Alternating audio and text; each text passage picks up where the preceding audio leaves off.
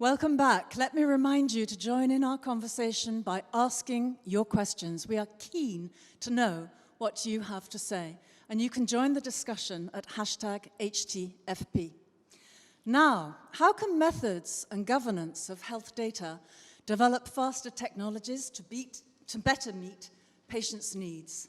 Well, to start this first session, we're going to meet a specialist in sociology of health, the uses of medical devices and connected objects, who today is the Director of Association and Citizens Relations at Health Data Hub, Caroline Guillot.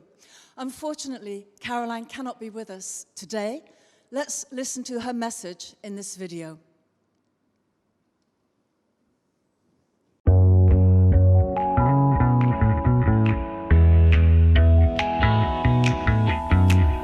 We are a public interest group that brings together 56 stakeholders, including the French Health Authority, French Health Insurance, France Assos Santé, and the National Scientific Research Center. Health data represent a valuable heritage for society, and we ensure a simple, unified, transparent, and secure access to health data for public interest research.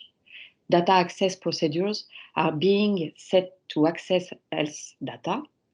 More precisely, projects are subject to a dual review procedure.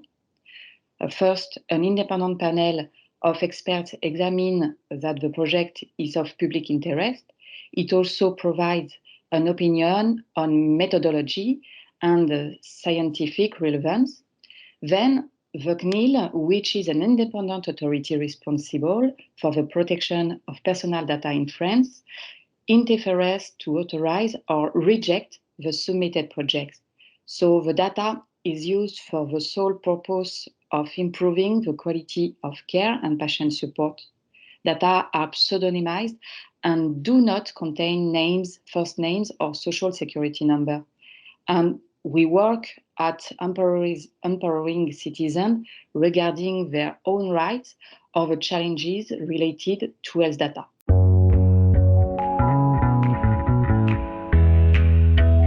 The Citizen Directorate implements the legal obligation to inform the patient, promote and facilitate their rights. The Health Data Hub is listening to the civil society. That means understanding, consulting, working together. The Health Data Hub is creating working groups of citizens, representatives of patients, and healthcare system user associations to collect their perception and views. It also means implementing a partnership strategy with patients and of healthcare system user association. We are partnering with France Assos Santé for the VIVE COVID-19 study. We are developing a service software dedicated to these actors to calculate simple indicators. The Health Data Hub participates to improve health data culture for French citizens. We are co-constructing communication and sensitization tools. We inform citizens on their rights related to their health data. We offer training materials on the French National Healthcare Data System and are in contact with the French Ministry of Education.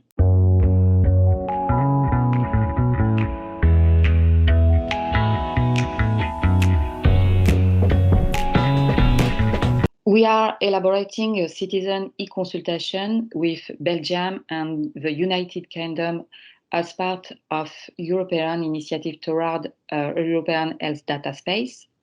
TEDA's joint action aims at developing recommendations on the political, legal, and technical frameworks that will surround the secondary use and sharing of health data in the future European health data space. The Health Data Hub is the competent authority representing France in this European initiative, which is co-organized and co-financed by the EU Commission and 26 countries. The success of the future European health data space relies on citizens' understanding and trust in health data sharing and its secondary use. Thank you. Now, to moderate the roundtable, I now have the pleasure to welcome a digital health entrepreneur who is passionate about the impact of emerging technologies in healthcare and involving patients in the digital innovation process. I now hand over to Anka Petre. Thank you very much, Alison, for this introduction. It is a great pleasure to be here with you today to moderate this panel, who is titled Methods and Governances on Health Data to Develop Faster Technology and Better Meet Patient Needs. Today's discussion will be focused on two main topics. First of all, I will invite our guests to share their vision on the role patients should have in digital innovation and therapeutical innovation as well. And I will ask them, what are some techniques and some methods to reach their vision? Then, we will discuss with our panelists what are some of the challenges and worries patients have when they have to be involved in digital innovation projects. But first of all, before introducing our speakers, I would like to launch a quick poll. This poll will help us understand how many of you really engage with patients actively in digital innovation processes. While you answer the poll, I would like to introduce today's speakers. First of all, we have Estefania Cordero, which is a Project Communications Officer at the European Patients Forum. The European Patients Forum is an umbrella organization for patient associations across Europe. We also have today Marta Garcia Manrique, R&D Chief Patient Officer at Servier International. Her role is to make sure that the patient vision is represented in all research and development projects. Last but not least, we also have today Hervé Michel, Director at Madopa, which is a living lab who provides its partners and clients with co-creation, experimentation, and evaluation services for healthcare solutions and technology. Thank you to you all for participating in today's panel. Before we start the discussion, maybe we can see the results from the poll, if everyone has answered. Let's take a couple of seconds to see the results.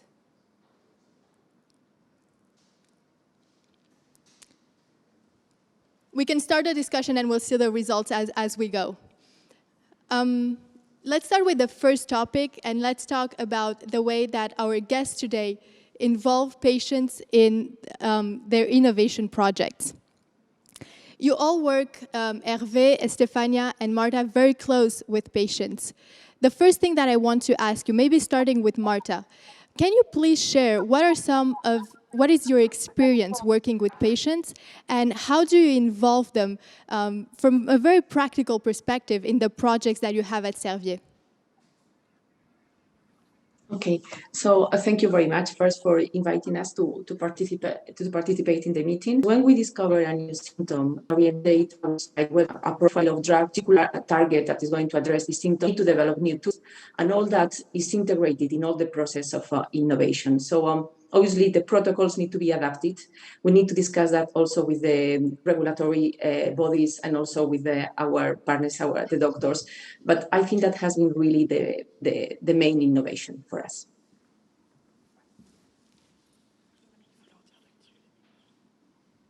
Thank you very much, Marta.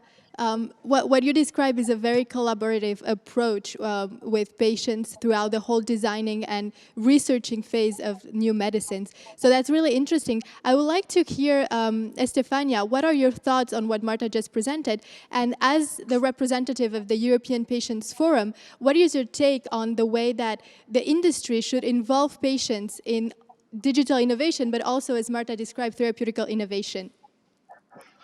Sure. Thanks so much, Anka, and very happy to be here today and to respond to Marta's statement just now. I mean, I guess from the point of view of the European Patients Forum and in general patient organizations and incorporating patients into projects, we operate on the concept of patient engagement by design.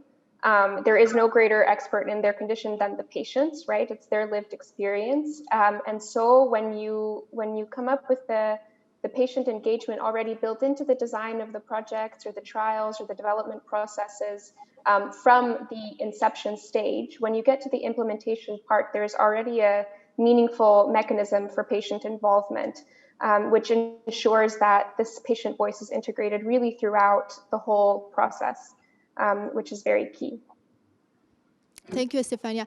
Do you have an example of a project that you can maybe share with us to explain from a very practical perspective as well, what is the process of involving patients and how do patients communicate with other stakeholders within the project? Because I know that European Patient Forum is involved in multiple consortium, and it's really interesting to see how, what role they take within those consortium and how they interact with the others.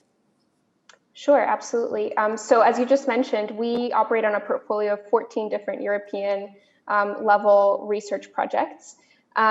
In these, as I mentioned earlier, we operate on a concept of patient engagement by design. So that means that when we're drawing up the proposal stage for these projects, we are already integrating how the patients are going to participate in these consortia, how they're going to interact with the different partners within the project, and how ultimately they will contribute to the ultimate project results. And what this looks like in practice, maybe, for example, I can give you the example of Gravitate Health, a recent project that we've begun in the past, I think 6 months ago it began, which is built on the concept of building a digital tool to empower patients to make better use of medicine information so that they can adhere to medications easier, follow the very, very complicated and long medical instruction pamphlets that come with, medicines easier and in a way that they understand, and in a way that is done in a digital format. And so what we've done there is, from the proposal stage, we already built in the concept of a patient advisory group, or in this case, a user advisory group, that has its own specific role within the project, that consults on different areas of the project proposal, of the project outputs, and interact with the different sections of the project, which are called work packages in European projects, to inform, the different people that are coming up with this technical platform, whether they find it user-friendly, whether they agree, whether they don't agree. They also meet on a regular basis to be able to talk amongst each other and provide meaningful input into everything that is going on in the project. And this is also replicated across several of the different projects that we work on, not only on digital health topics, but also personalized medicine, clinical trials, making sure that the solutions that are being proposed really do make sense. And then also, if they don't, what's a meaningful alternative? That's really interesting. And I see right now the poll results that really resonate with what you're saying, because 68% of the participants are saying that they do actively involve patients in their project, which is a very large number. I honestly wasn't expecting this. I thought a lot less people were actually involving patients. So it's really interesting to see that the numbers are evolving comparing to previous years. So this is really encouraging. Hervé, I'm turning to you now. You manage a living lab. For those of us who don't know what a living lab is, can you please give us a bit more detail into what it is and what are some of your activities? Yeah. Thank you very much for inviting me to participate to this roundtable. The living lab issue, it's a big word, but nobody must be impressed by this word. I'm going to share my screen so that I can highlight the functioning of a living lab in the easiest way. Of course, if it's possible to do this with my computer. I think that it's not working. If we can share anyway. Hervé's slides.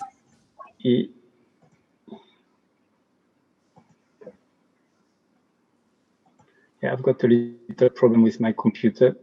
Sorry about that.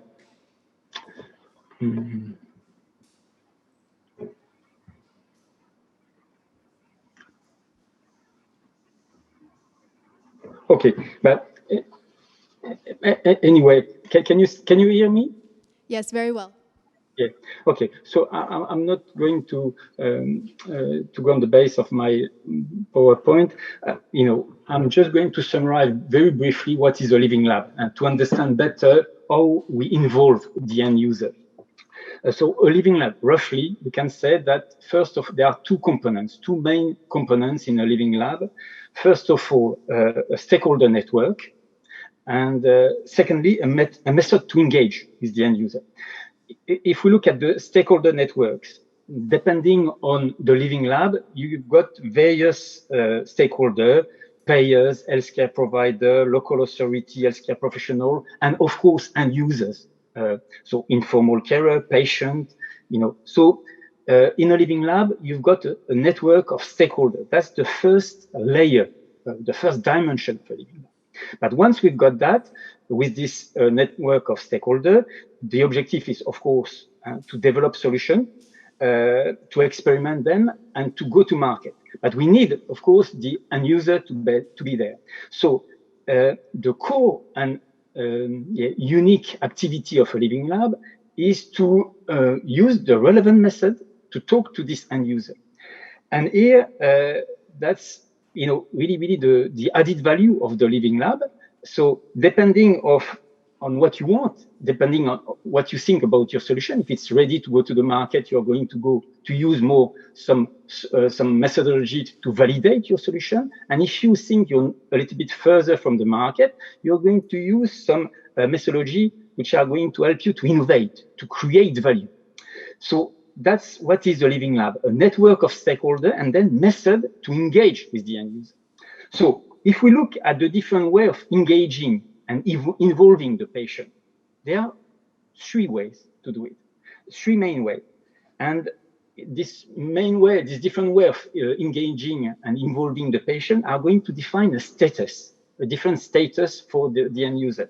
Either you do innovation for the patient, and you are going to have a patient which are going to be considered as tester.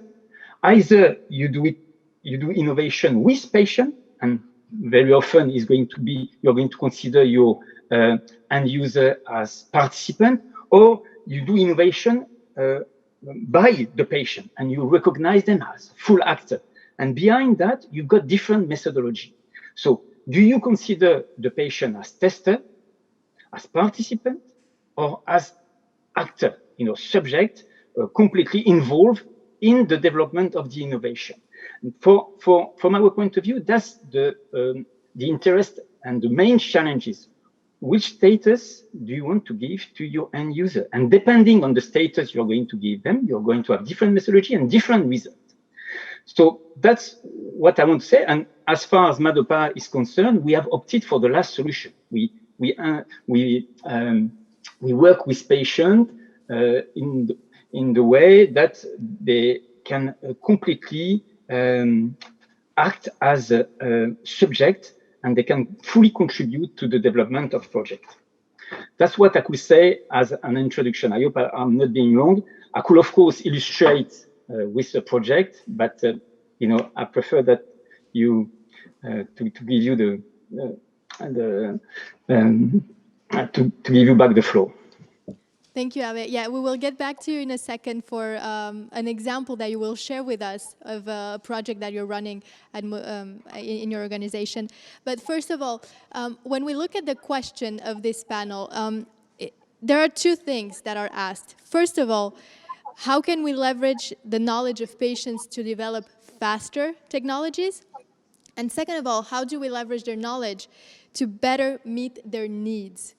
So, Marta, I will be interested in your opinion on this. Do you feel like the fact that you've involved patients in research and development, do you feel like that it allowed you to go faster, and it allowed you to better meet the patient's needs? What is your take on this?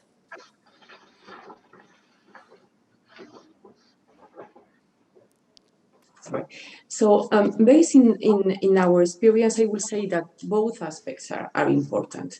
I think that in terms of go faster, obviously you can discover something that is very meaningful for a patient and is something that it could be quicker to tackle.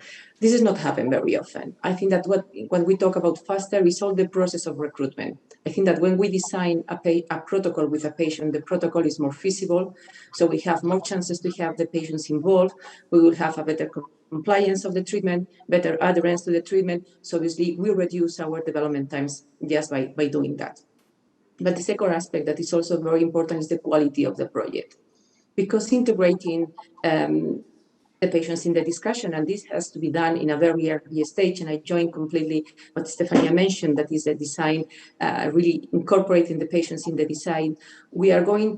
Our project of research will be very different compared with a project not incorporating the patients. It will be obviously more innovative, but it is addressing much better the real patient needs. And there is no discrepancy with the request. In our case, we are working with drugs. It's highly regulated, this environment.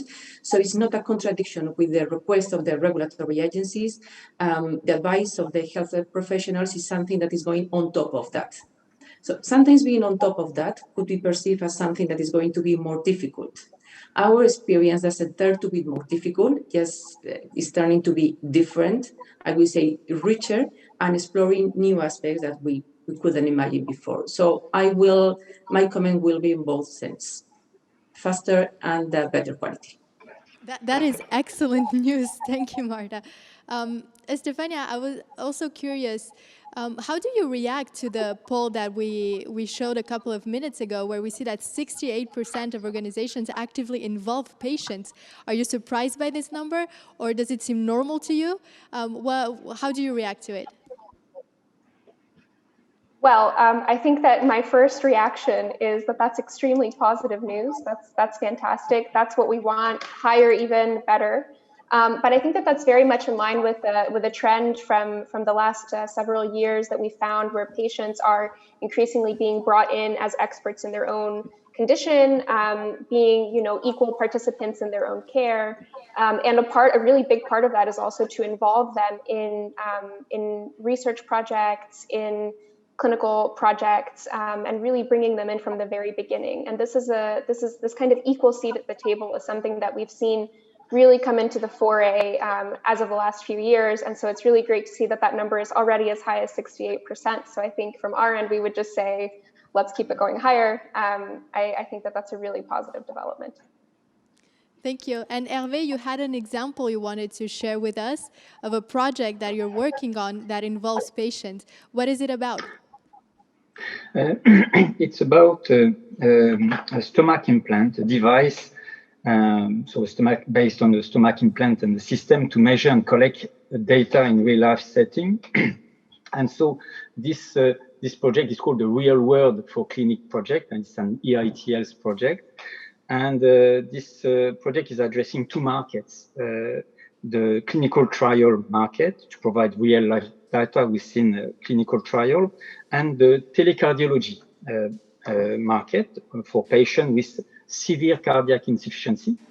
And so the objective here is to better monitor cardiac insufficiency at home, and to anticipate as soon as possible potential crisis decompensation. So we are working on this project, and I had some slides to show you, but I can't, to illustrate how we work with the patient. And as I told you, we try to involve the patient as a full subject, as real actor. So the idea for us is not to push for the development of this solution. It's not to convince them to use this solution. Our role on this project is to work on the acceptability, and when it's the moment, the condition of usage of this stomach implant from the point of view of the end user. But our positioning is to understand their way of life, to see how it fits in their way of life. Of course, the disease is one key element of their life, but not only. So we go and see the people, the patient at home. We try to see as many different people. We go through association, but not only. We try to have as many different people, to meet as many different people in their real environment, so that we can understand what it means to live with severe cardiac insufficiency. And what we can see, I had a slide to present you, that we can see the different, dimension of life of the people, the social life, their leisure activity, their work activity, their way of involving themselves in health network. And I had the example of a man with called Paul. He's 59 years old. He's married. He was a former charity director, and he had he experienced he had a cardiac problem, and he spent 4 days in the coma, 7 weeks in hospital. He had 2 experiences of sudden death. He has been he had an operation, and he's got a defibrillator, and he's part of our panel. So what we can see here is his way of following himself, and we can see how for him what is important is to keep the red thread, to know his own limit and the way he's got to behave on every day. So we could see in this project, giving you this example, that there is a sort of coherence between the technology to collect and measure health data and the way of life of the patient that we have met so far. So here the idea was to see how it's what's the coherence. There is a concern, there is a motivation to be vigilant about their data for these people who suffer from cardiac insufficiency. And we can see that their vigilance, their personal motivation is coherent with the device which is being developed.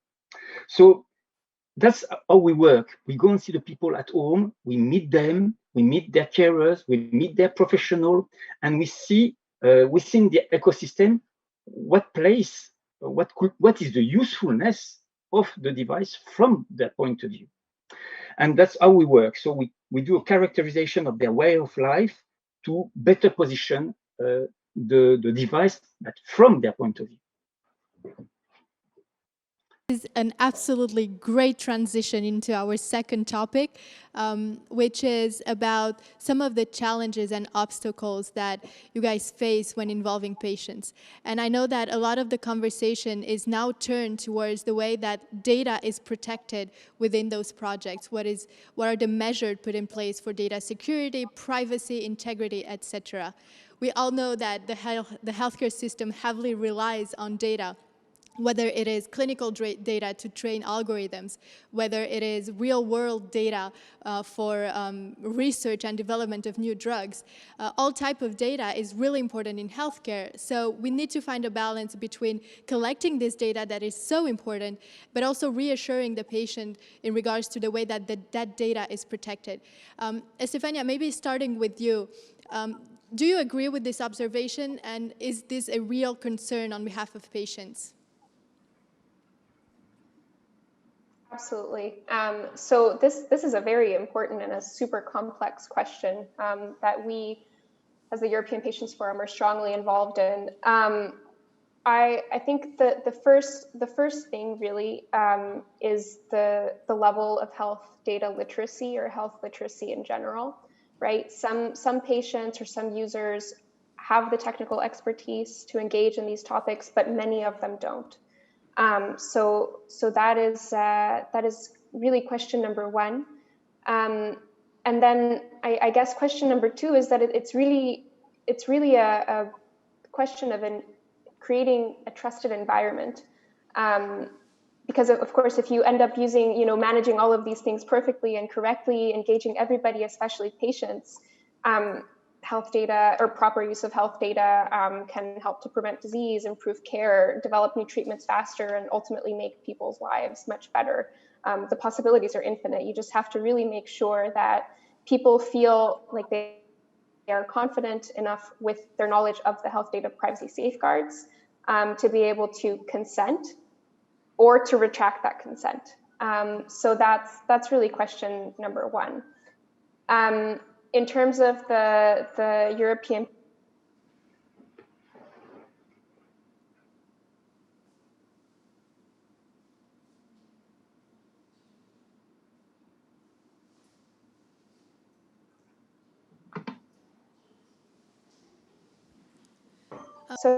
sorry about that. So the kind of second question that we are dealing with as well as the data saves, a multi-stakeholder initiative that we are the secretariat for at the European Patients Forum that aims to raise patient and public awareness about these questions specifically and kind of improve the understanding so that people have the tools to understand just how health data is used and contribute to kind of a responsible environment for trusted health share dating across Europe. Thank you, Estefania. And to build on what you just said, we have a couple of figures that we will share with the audience. First one is 45% of the public across France, Germany, Italy, Spain, and the UK are more concerned about keeping health data private than they are with other types of personal data. And this is really interesting because it really shows how worried patients are about their health data. First of all, they're worried about their personal data in general because each time we turn on the TV, we hear that there's been a data breach in a hospital or that data has been stolen from X and Y company. But health data is much more private. It really speaks about our humanity, our dignity, about our health issues, maybe about our family and everything that has to do with our intimity. So it's really important to keep that data private, and 45% of the public are concerned about their health data. And the second figure that I wanted to share is that a significant share of respondents would be willing to share some of their personal information securely to improve medical research and care in 42% the participants. This is really interesting. This reflects exactly what you were saying, Estefania, the fact that if patients know why they're providing their data and what is going to happen to that data once it's out there, if they know that it is for medical research, it is for better care, they are more likely to share their data, and they are more likely to also trust the stakeholders and the organizations they have in front of them that will use their data. Hervé, I know that you've been working on some projects related to this. How do you react to these figures? But we react. I'm going to react from the activity that we've got, the way that we engage with the patient, with the end users. And if I take the example of the previous project, the Real World for Clinic project, we've got people which are experiencing life and death. You know what I mean? When you've got severe cardiac insufficiency, you can, in a way, you can die at any moment. So this is a real shock for these people. And if I compare that to other projects on which we have been working with patients suffering from other severe, chronic disease like kidney failure, the risk is maybe not as high dying than with people with cardiac insufficiency. But what I want to say is when there is a question of life and death, which is involved for the patient, the data issue is not a main issue. The data protection issue is not a main issue. That's what we have seen clearly on this project, the Real World for Clinic project. And that's what we have observed in other projects. But in this project, the Real World for Clinic, what is important is the data transmission. Who is going to receive the information? Initially, in this project, the information was supposed to be transmitted to health professionals. But they said, no, we want this information. The professionals were concerned that it will make them panic to receive very often some information which are potentially very important or urgent to manage. But what we have seen is that so far, the patient, they want to receive the information and to decide with who they are going to share it. So here it shows that the question of the data can be understood from their daily life activity. These people, they are vigilant about what they are doing, and they want to have a good follow-up by themselves of what is happening. So that's in this perspective that we address the question of the data transmission that they want to receive, and data protection, which appear in the background. It's not that it's not an important issue, but it's not a central issue for the people that we have met when life and death is engaged. That's what I wanted to share with you. That's really interesting. And I believe, Marta, you might want to jump on that because in preparation for this panel, you mentioned the fact that you are working on ways to return data to patients so that when patients participate in research and development, they also know what happens after they participate and what's done with their data. Would you like to expand on that? Yeah, of course. Yeah, this is something that is extremely important because when we consider the number of data that every day we are generating, all of us, regarding our health, it's just when we go to the doctor, when we participate in a clinical trial, and what is really a pity is that we only use a really small part of this data. If we are in a clinical trial, it will be the sponsor that is working on that.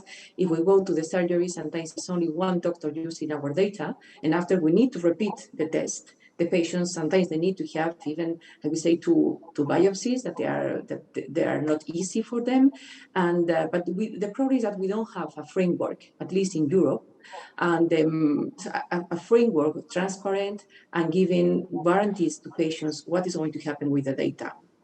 I'm really happy to see what you have presented, Hervé, because that means that the patients are really empowered, and the time of patronizing the people is almost finished. So I think that is very, very good news. So we are working in the future. We will have a big European project that we are trying to develop a framework that will cover ethical, legal, and also technological aspects, yes, to improve this exchange of data, always obviously giving the freedom with all the guarantees for the patients. And I think that is very important that patients understand, and we understand that all the opportunities that we are missing just because we are not sharing the data in the right way. So for the time being, and it's normal, everything is very protective, but we are missing an opportunity that we hope that we will improve that in the coming years. It is a long journey. It is very difficult to develop this framework because we tackle something that is very important for all of us, that is our privacy and our rights. And just an example, if you see all the difficulties that we have with the COVID passport, that has been in the over discussion for months, and is in a way we are sharing health data when we put in our passport that we have been vaccinated. And so it's just an example of how difficult it is to put people to agree on that. And probably we didn't have something so severe and so terrible as the pandemic. We will not have something like that.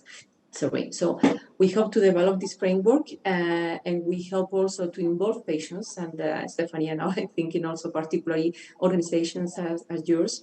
We need to work with them because I think that we need to consider when we develop something like that, the opinion of the patients and all the participants in the project. Thank you, Marta. Stefania, I'm turning to you now because the European Patient Forum has quite extensive experience in building trust frameworks to work with patients. Can you share your experience in regards to what Marta just said? Yes, absolutely. So I think that maybe just to echo kind of the general message from the last two comments, we have also found that patients are generally comfortable and willing to share their health data, especially if it's of vital importance, as Hervé was saying, not only life or death, but to advance research, help other patients, and for the benefit of society. It's more a question of them feeling confident and able to understand how their data will be used, being able to receive it back, like Marta said, having this kind of data return to patients, being able to give and retract consent. All of these questions are kind of why health data literacy is key. And in general, the debate around how we use and maximize the potential of health data is something that we really want to be strongly engaged in. There were 2 European consultations in the last year on the European health data space, on the Data Governance Act, precisely around these topics, which are just really vital. I mean, if you're able to leverage really all of the potential of health data, you can give so much back, not only to the individual, but also to society. So for sure, we see that there's this increasing trend, not only in making sure that people understand all of the key concepts, but so that they're also able to get their data returned to them, be able to participate a bit more meaningfully, and have the data literacy to engage. This makes me think of a study that I read recently about a group of, I think it was 300 patients that were involved in a study, and they were asked if they were willing to share their data. And one of the patients answered, I don't care. I just want the study to work, and I want positive results, and I want better care. I don't really care about the way that you reach that goal, and if you have to use my data, then go ahead. I don't know if this is the majority of patients thinking like this, or it's a minority. This also links to data literacy that you mentioned, Estefania, at the very beginning. Are patients really aware of, first of all, the advantages of sharing data, but also the threats that come with sharing data in an unprotected environment? Because from what I hear now, it feels like all patients are really open to it, and everyone is willing to collaborate and work together and build amazing technology. But is that the reality of how all patients across the globe feel? This is not directed to any of you. Whoever wants to answer, go ahead. Okay, I can take this one, no problem. I think that there is two. We need to understand the difference between a patient that is involved in a clinical trial, and when we raise this type of question, to a patient that is not involved in a trial, is just going to the surgery, or is just answering to an app that has been just downloaded from the mobile. I think that the context is completely different. A patient that is engaged in a clinical research has gone through a process of consent. He's really engaged with the health. He's ready to collaborate with the research. Sometimes they know that they will not take a lot of advantage of, maybe they will be on a placebo arm, and they accept that. So I think that is very difficult to compare these two scopes, completely different to somebody when we raise this question. In the context of the research, I think that we will have probably much more people ready. In my experience, I have never faced the problem of any patient saying that they have a problem to share the data. What we have the duty is to return the data to them and to explain to them what we have discovered of their health during the process of research, and also to share with other could be other companies or could be other health professionals. In a more general context, I think that there are more fears. The environment, people, they feel not so well protected, so probably the mindset is a bit different, and it's particularly in that set when we need to work on trust, and we will need to be very transparent and to provide an environment very secure for all of them, not only for the ones involved in research. You're mentioning transparency, which is really interesting, because indeed, I completely agree with you, Marta. The fact that today there are so many questions around data privacy and data protection and security really creates fear. And a human reaction to fear is to seek more control and to stop sharing and to sort of cut contact with everyone else because you're scared of what could happen. So maybe this is what we have to work on. It's that feeling of fear of what might happen to my data if I start sharing it, and educate people on what actually happens to data, which is not as terrible as some might think, and be more transparent over, look, you're sharing your data. This is what happens to your data once you share it. And I'm willing to share the results of that process with you once we get it. And do this in a completely transparent way can really create this trust that perhaps patients are lacking today.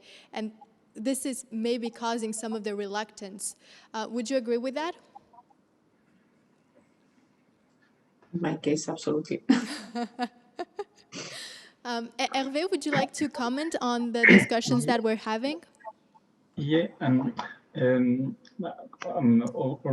of course, looking at this issue from our perspective, and the perspective is the usefulness.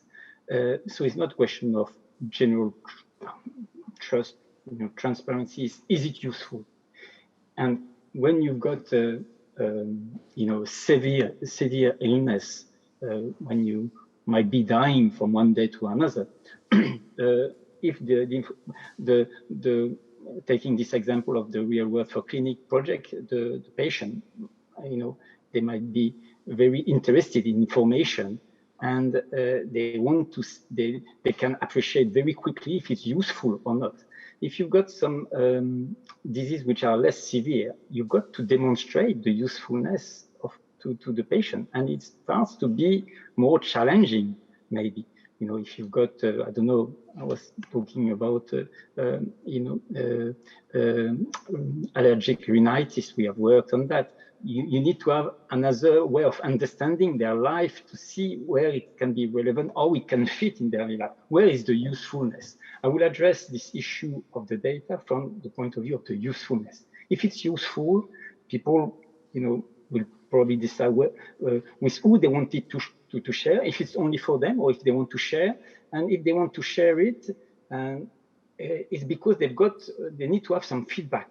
You know, it needs to be demonstrated that is going to give them something and that is useful for their daily life. And from our perspective, that's where is the main challenge. And concretely, how is it useful? What sort of difference does it make in the life of the patient? How does it really support their daily life, improve their health, thanks to this information? Thank you, Hervé. I'm reading the questions that we got in the chat. I see someone asking exactly what we are talking about. What about patients' fear about data leaks versus insurance companies and the deriving risks? So this also reflects everything that we've been saying so far, sort of a misunderstanding of the way that health data is used in healthcare. And also something that I wanted to point out is that a lot of times when we talk about data protection, we often link that to the way that big tech companies use data. People like, you know, Facebook and Google, etc. But their business model is based on, you know, selling data. And this is very different from everything that we do in healthcare. First of all, in healthcare, we have a very populational approach where we don't really care what patient Y does or says. We are really interested in what a group of people do and say, because that will help us understand a disease, that will help us improve healthcare pathways. And so this is a very, very different approach from what we see in other industries. And perhaps this is something that's hard to explain to patients, that in healthcare we really do have a different approach when it comes to health data. Estefania, I know that the European Patients Forum has done a great job educating patients on what is health data and how it can be used. Do you see a demand for this type of educational content? And do you see an evolution in this? Absolutely, absolutely. So this is something that we've really, digital health in general, and especially since the COVID emergency from last year ongoing into this year, we've seen a really big uptake in the interest, not only in digital health tools, but also digital health in general beyond the scope of the pandemic. At the European Patients Forum, what we have seen a lot of, especially from national level members and independent patients, is a really keen interest in understanding just what the core concepts around digital health, data privacy are. Specifically last year, actually, I think, Anka, you were featured in one of our digital health webinar videos. We did a summer-long digital health webinar series where we tried to make digital health and health data concepts, you know, more accessible and understandable, and really explain. These videos are available on YouTube for anybody to watch. They were live webinars, but also just in general.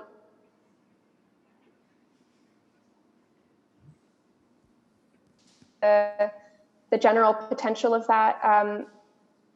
For that, what we've done is we have actually a project specifically on data privacy and maximizing federated data networks called the European Health Data Evidence Network Project, EDEN. And for that, we're actually now developing a massive open online course as part of the Project Online Academy to explain, you know, federated data concepts, which are highly technical, to people that don't have that technical expertise, whether it be patient organization representatives or just individual patients or curious lay users, because more and more it's becoming important to, you know, really understand what these topics are. And so for sure, appetite is definitely growing around these topics. this links to another question that we have from the audience, which is, considering the acceleration in digitalization of citizens and patients, are you starting or considering to use machine learning to leverage on the exponential potential of AI?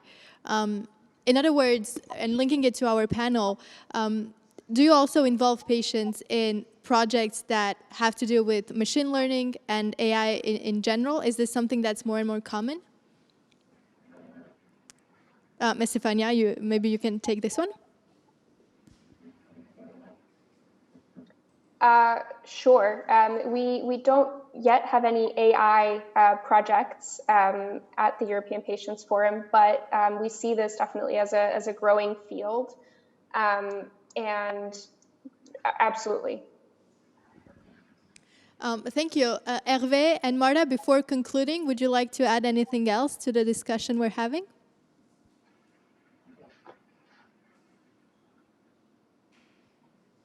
All right.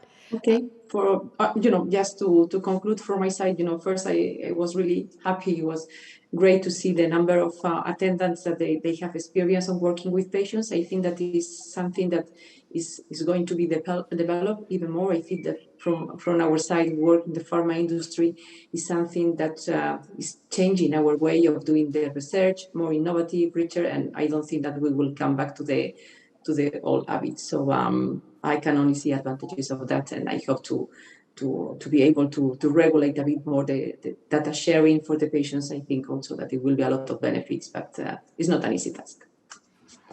Thank you, Marta. Stefania? I think that this was a very important discussion to have. Very happy to have participated in it on behalf of the European Patients Forum. And well, I think that that overall, what's very nice to hear, as Marta said, is that this figure of 68% are already engaging patients. This is very positive. Thank you, Stefania.